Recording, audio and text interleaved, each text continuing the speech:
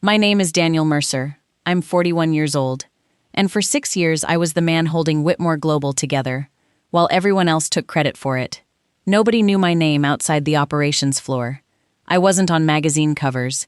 I didn't give speeches at shareholder dinners. I didn't wear Italian suits or talk about innovation on panels. I sat behind 2 monitors, drank bad coffee, tracked shipments, fixed disasters before they reached the boardroom, and kept a $100 million logistics machine from tearing itself apart. Then Brandon Whitmore walked into the office. He was the CEO's son. And before lunch, he fired me in front of 32 employees. He didn't check my file. He didn't ask what I did. He didn't even know my title. He just looked at me, smiled like I was a stain on the carpet, and said, "We don't keep lazy people here." The office went silent. I remember the hum of the air conditioner. I remember the smell of burnt coffee from the break room. I remember my egg sandwich sitting half-wrapped beside my keyboard, completely forgotten. And I remember thinking one thing: he has no idea who he just fired. Before I continue, if you end up connecting with this story, take a second to like and subscribe, only if you genuinely want to, and drop a comment telling me where you're watching from and what time it is there. Now let me take you back to the morning everything started. Whitmore Global was the kind of company that looked powerful from the outside and exhausted from the inside. Glass building, clean lobby, expensive furniture, smiling executives in framed photos. But below all that polish was the operations floor, and that was where the real company lived. That was where routes changed at 2 a.m. because a truck broke down in Kentucky. That was where suppliers called screaming because a port delay was about to cost them 6 figures. That was where warehouse managers worked through holidays while executives sent team appreciation emails from beach resorts. I started there when I was 35. At first, I was hired as a regional logistics analyst. Nothing glamorous. My desk was near the back wall, beside a printer that jammed every Thursday like it had a personal grudge. But I was good at patterns. I could look at shipping delays and see the real problem, not the excuse, not the surface-level issue, the real fracture underneath.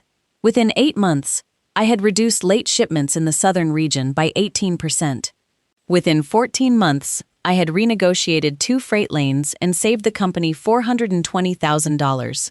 Within 2 years, every major warehouse escalation landed on my desk before it reached the C-suite. Charles Whitmore, the CEO, noticed.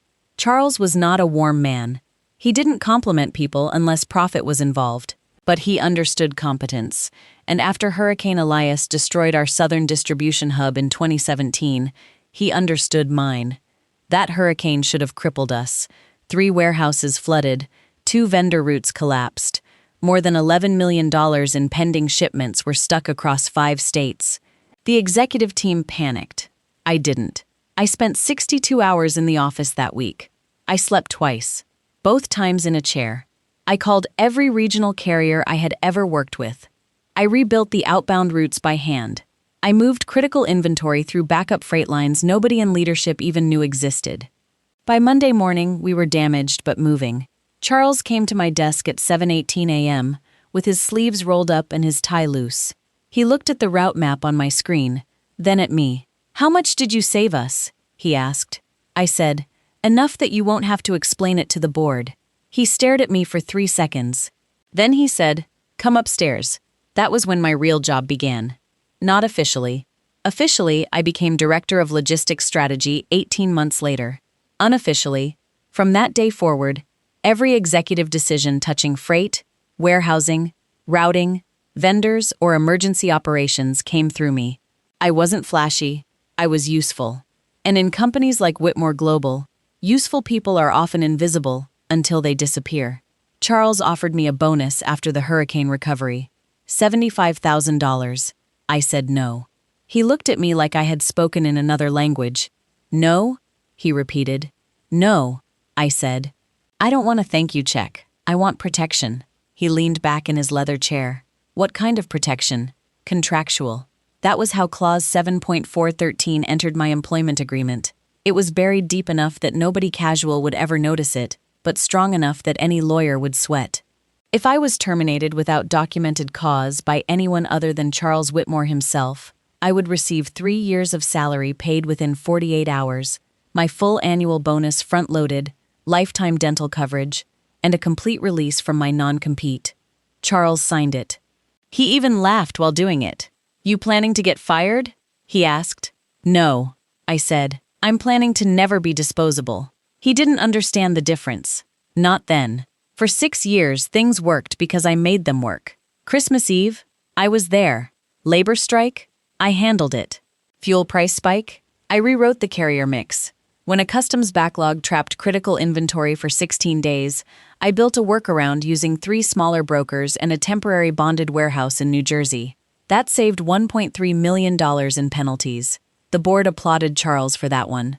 He sent me a bottle of scotch. I don't drink. Still, I stayed. Loyalty is strange that way. Sometimes you keep giving because you remember the one time someone recognized your value, even if they never recognized it properly again. Then Charles had a heart attack. Not a dramatic one, not a movie scene. Just a quiet collapse on a private golf course at 9:22 a.m. on a Wednesday. By Thursday morning, the company announced a temporary leadership adjustment. Everyone knew what that meant. Charles was out, and Brandon was in. Brandon Whitmore was 31 years old and had the confidence of a man who had never faced real consequences. He had dropped out of Wharton after 2 semesters, launched 3 startups, failed all 3, and once called warehouse workers legacy labor units in a podcast interview. I had seen him twice before. Both times, he wore sunglasses indoors. That morning, he entered the building like he expected applause. Tan suit. Expensive watch. Too much cologne.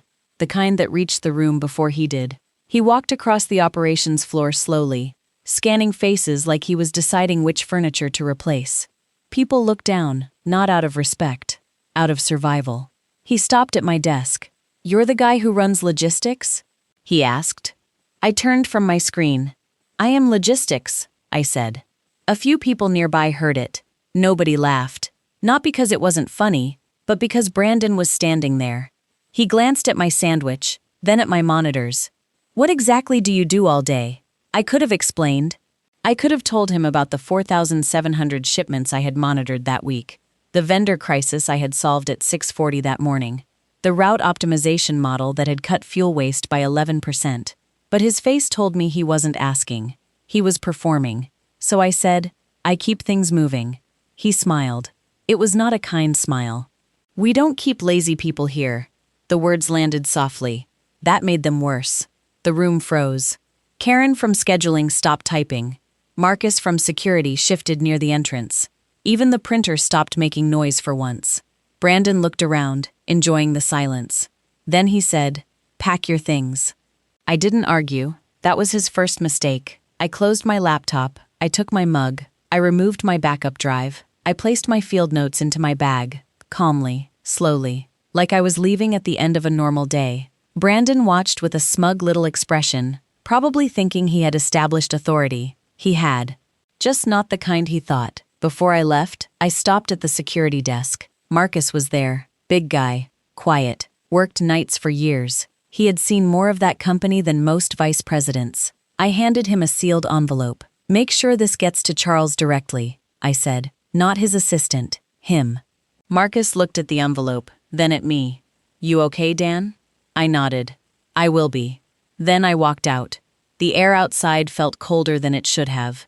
I stood on the sidewalk for a moment and looked back at the building.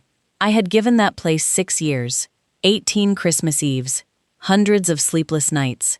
And Brandon Whitmore had ended it in 40 seconds because he wanted the floor to fear him. I didn't feel rage. Not yet. I felt clarity.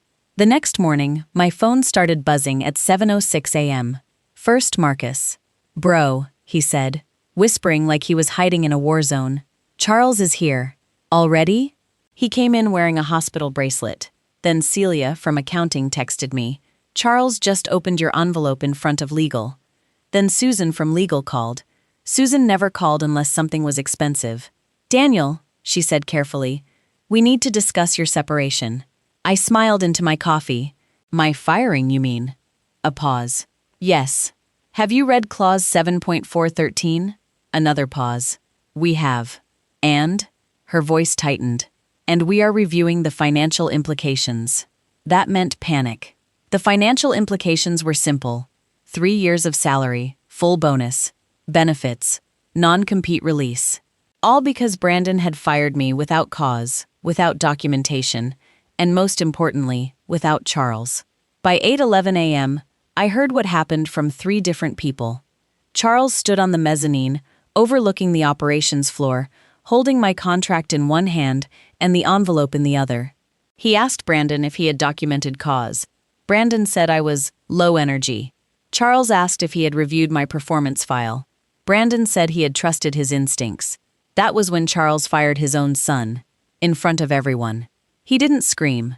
Charles was more dangerous when he went quiet. He simply said, "You are not ready to touch this company." Brandon laughed at first, like it was a joke. Then Marcus escorted him out. That should have been the end. It wasn't. At 8:42 a.m., every warehouse screen glitched. At first, they thought it was a system update. Then they lost routing access. Then invoice histories disappeared. Then vendor logs began redirecting through a third-party filter. By 9:03 a.m., IT found the source. A permissions change had been initiated from Brandon's executive login the night before. He had revoked half the admin accounts, rerouted export logs, and scheduled a data purge for Friday at midnight. The third-party company receiving the data was registered in Austin, Texas. Its name was B. Whitmore Consulting. Brandon hadn't just fired me. He had tried to steal the logistics infrastructure and sell it back to his father as an outside vendor. It was desperate. It was arrogant, and it was painfully stupid. He thought the system was software. It wasn't. The real system was people, vendor trust, backup routes, undocumented exceptions, emergency contacts, and 6 years of lived knowledge. It was the kind of thing you couldn't steal, because most of it lived in my head, and part of it lived on my private cloud server. Not company property, not stolen, built on my time, with my own architecture, as a forecasting and contingency model Whitmore never approved funding for. I called it Atlas. Atlas predicted inventory spikes 6 weeks in advance. It mapped alternate regional routes. It flagged vendor instability before contracts failed. It turned chaos into options. Whitmore had benefited from my thinking for years, but Atlas belonged to me. At 10:16 a.m., Susan called again. This time her voice had lost its polished edge. "Daniel, Charles would like to meet. I don't work there anymore. We understand that." "No," I said. "You don't." She inhaled slowly. "We need your help." I looked at the city through my apartment window. For years I had answered that sentence like a reflex. "We need your help." And I had gone. No overtime, no complaint, no audience. But that morning, something in me had finally gone still. "I'm sorry," I said. "That's your problem now." Then I hung up. At 12:30 p.m., I was sitting across from Richard Wexler, CEO of Loicor, Whitmore's biggest competitor. Richard had tried to hire me 5 times in 6 years. Every time, I said no. Loyalty, I told myself. Stability. History. But history doesn't protect you when the wrong person inherits power. Richard sat in a private lounge downtown, wearing a gray suit and an expression that said he already knew the answer. "I heard you're available," he said. "I heard your network still loses efficiency west of Denver." He smiled. "That's why I'm talking to you." He slid a folder across the table. Inside was an offer. Triple my salary, equity, full authority over supply chain integration, my own team, budget approval without committee delays. I read it once, then I closed the folder. Richard's smile faded slightly. "No?" "Not yet." He leaned back. "What do you want?" 48 hours. "For what?" "To bring you more than myself." His eyes sharpened. I said, "People, vendors, routes, institutional knowledge, the parts Whitmore never valued because they couldn't put them in a slide deck." Richard was silent for a moment. Then he said, "How many people?" "Enough." That night I made calls. Not emotional calls, not revenge calls, precise calls. Warehouse leads, regional schedulers, vendor liaisons. People who had spent years being underpaid, ignored, and blamed when executives made bad decisions. I didn't pressure anyone. I told them the truth. "I'm leaving. I have an offer. There may be room for people who actually know how the work gets done." By morning, 22 people had said yes. 22. Not because I convinced them, Because Brandon had reminded them how little Whitmore respected the people keeping it alive. Friday at 11:57 a.m., I walked back into Whitmore Global. No badge, no appointment, just a manila folder under my arm. Conference room B was full. 22 employees sat around the table.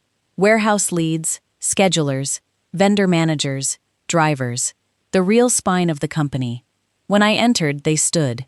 I didn't ask them to, they just did. At 12:04 p.m., Charles arrived. Behind him came legal, HR, 2 board members, and Brandon. Brandon looked pale and furious. The kind of furious that comes from being embarrassed and still not understanding why. Charles looked at the room. "What the hell is this?" I opened the folder. Agenda item 1, I said. Mass resignation. Nobody moved. These 22 employees and I resign effective today at 2 p.m. Charles stared at me. "You're bluffing." I slid the signed letters across the table. Time-stamped, notarized where necessary. The HR director whispered something to legal. Brandon scoffed. "This is sabotage." I looked at him. "No, this is consequence." The room went quiet. I continued. Agenda item 2, vendor transition. Charles's face changed. "I've spoken with 9 of Whitmore's top suppliers. As of Monday, they are moving their primary logistics coordination to Loicor." A board member leaned forward. "Can they do that?" Susan from legal didn't answer. That answer was enough. Charles gripped the back of a chair. "You're going to burn down everything we built because of him?" He pointed at Brandon. I looked at Charles carefully. "No." He lit the match. "You handed him the building." For the first time in 6 years, I saw Charles Whitmore look old. Not sick, old. He lowered his voice. "What do you want?" There it was. The question powerful men ask only after they have lost the power to decide. I closed the folder. What I wanted was respect before damage. What I wanted was for the company to understand that loyalty is not an infinite resource. What I wanted was for one executive, one time, to look at the operations floor and see people instead of replaceable parts. Silence. Then I said, "What I want now is simple. I want you to watch what happens when the people you ignored become the people you need." Brandon stood. "You can't do this." I reached into my coat pocket and pulled out a small black flash drive. His eyes jumped to it. "This," I said, "contains Atlas. 6 years of forecasting models, route intelligence, contingency maps, vendor risk scoring, and regional efficiency structures." Charles stepped forward. "Daniel." I lifted one hand. "No." He stopped. "You don't own this," I said. "You never funded it. You never approved it. You never asked how I kept saving you. You just enjoyed the results." Brandon's voice cracked. "That belongs to Whitmore." I turned to him. "You didn't even know it existed yesterday." Someone at the table exhaled sharply. Then I put the flash drive back in my pocket. "I'm leaving now." I walked out slowly, past the board, past HR, past Brandon, who looked like he wanted to say something cruel but couldn't find enough power left to make it land. Marcus was waiting near the elevators. He gave me the smallest nod. I nodded back. Outside, a black car waited. Richard Wexler sat inside. When I got in, he looked at me and asked, "Did you get what you came for?" I placed the flash drive in his palm. "No," I said. "I got everything." By Monday morning, Loicor was moving faster than it ever had. The 22 people I brought with me weren't treated like support staff. They were treated like commanders. Every one of them got a raise. Every one of them got better benefits. Marcus joined 3 weeks later as logistics security advisor.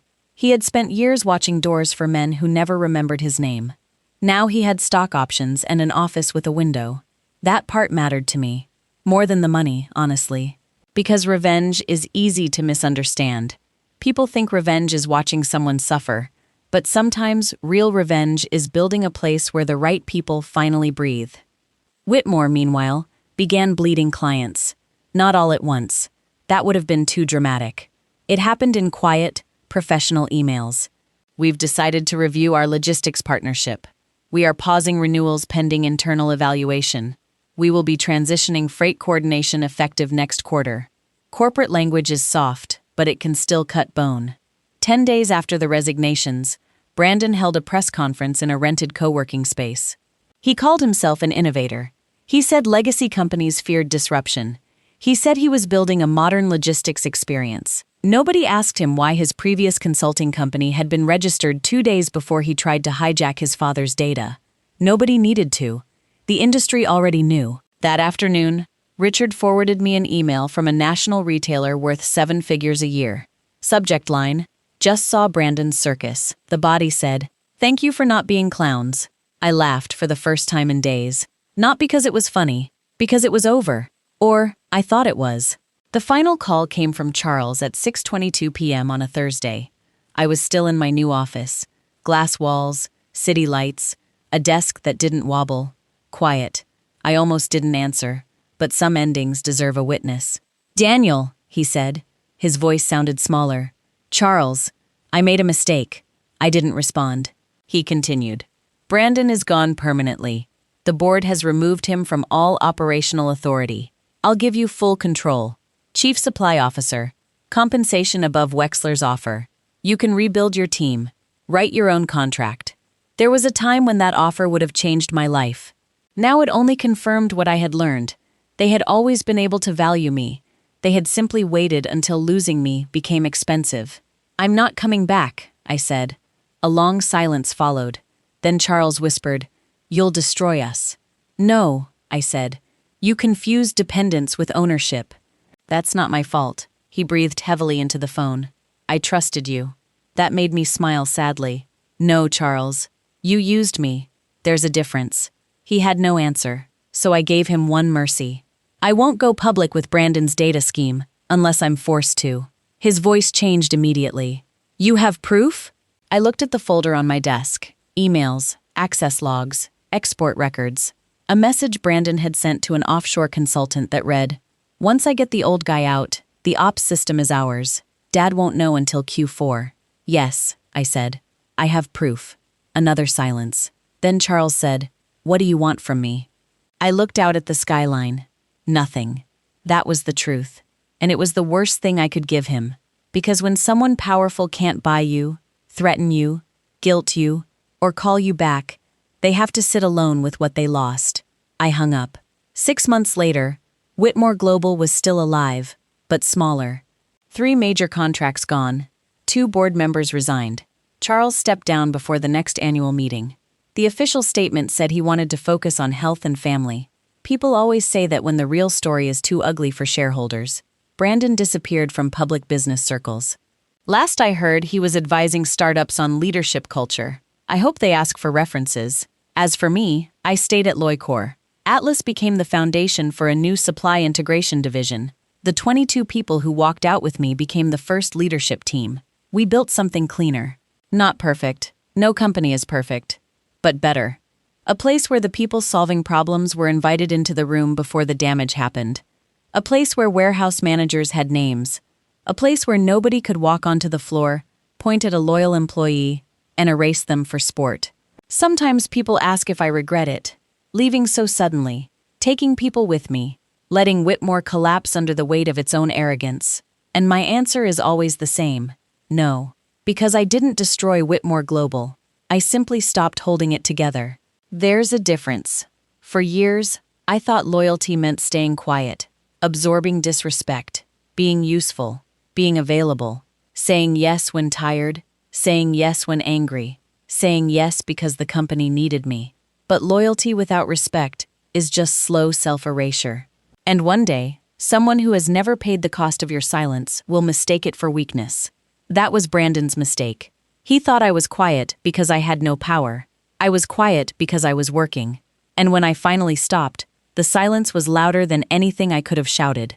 So if you're watching this right now and you're the person behind the scenes, the one fixing everything, the one nobody thanks because nothing breaks when you're doing your job well, listen to me carefully. Keep records. Know your worth. Protect yourself before you need protection. And never confuse being needed with being valued. Because the day you walk away, the people who ignored your value may suddenly discover your importance. But by then, it may be too late. My name is Daniel Mercer. I was fired by a man who didn't know what I did. 48 hours later, his father did. And by the time they understood who they had lost, I was already building the future across the street. If this story spoke to you, leave a comment. Tell me about the moment you realized you were done being taken for granted. And if you haven't subscribed yet, now is the moment. There are more stories like this to tell. Take care of yourself. Really, I mean it.